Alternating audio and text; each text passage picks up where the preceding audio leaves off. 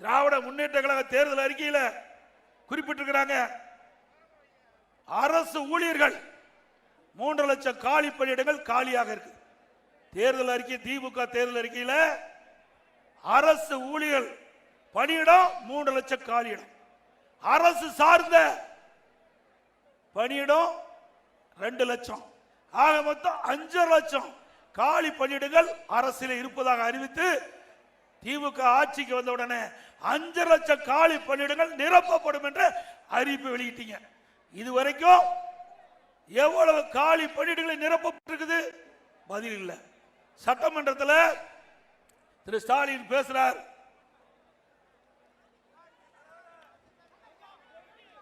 பேசுகின்ற போது 4 ஆண்டுல 50,000 அரசு சார்ந்த காலி பணியிடங்கள் நிரப்பப்பட்டதா சொல்றார்.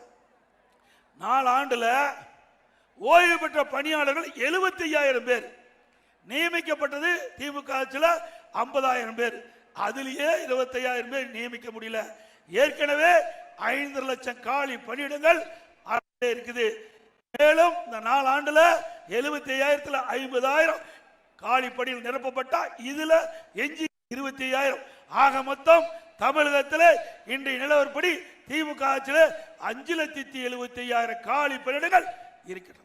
இதை ஏதாவது நிரப்புவதற்கு முயற்சி செஞ்சாங்களா? இல்ல, இதுவரைக்கும் முயற்சியை செய்யல. இப்படிப்பட்ட அரசாங்கம் தேவையா?